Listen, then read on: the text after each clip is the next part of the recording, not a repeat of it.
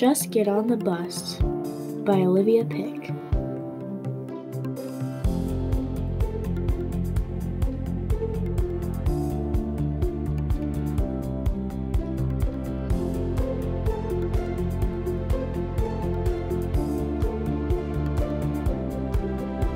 The story of my literacy journey. It'll be fun, I promise. And so I got on the bus. And guess what? It wasn't fun. These are the wise words from Junie B. Jones, my childhood favorite book character. I feel this is an appropriate quote to introduce my literacy journey.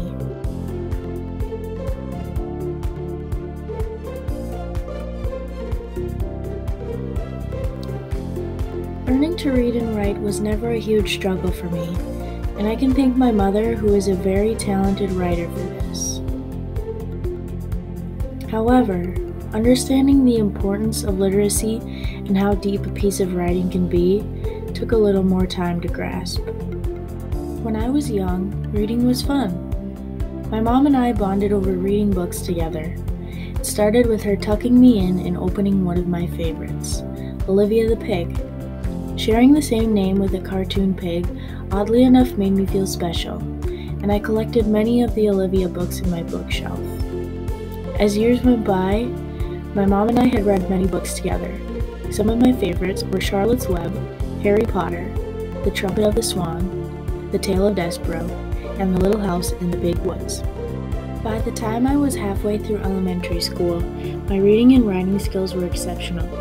I was ahead of my class and was often chosen by the teacher to read aloud.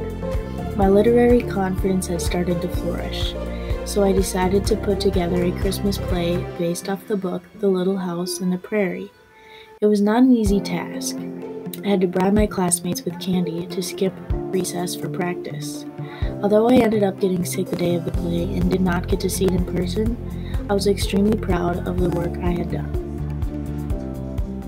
I entered middle school and I was intimidated, to say the least. Writing projects became more challenging but eye-opening at the same time. I was intrigued by poems we would study in class. When asked to, most of my classmates could analyze and pick out the deeper meaning behind an author's words, but I struggled. I preferred when writing was straight up and to the point. At this stage of my life, I was still an active reader, but the chaos of middle school eventually caught up to me. On rough days, I would find myself getting lost in my thoughts, so I started to write them in a diary. My diary pages soon filled up with poems, stories, and even songs. Life at home was far from perfect. My mother was in and out of the hospital 24/7. My sister was suicidal, and my father always stuck at work. I felt like I had no outlet for my feelings. Bringing up my concerns in the household always seemed to spark just another fight, so I wrote about it instead. I remember hiding out in my bedroom, with headphones on to block out the screams, and a book or pen in my hand to distract my spiraling mind.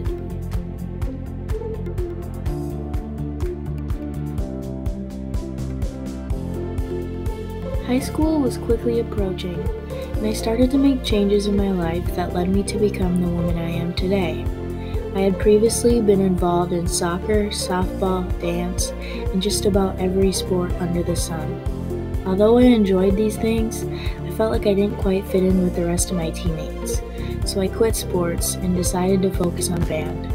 Being one of the only females in the brass section pushed me to be the best. With the help of my wonderful teacher, Mr. Chapman, I made first chair year after year for 8 years. There were times I wanted to give up, but playing the trumpet felt good.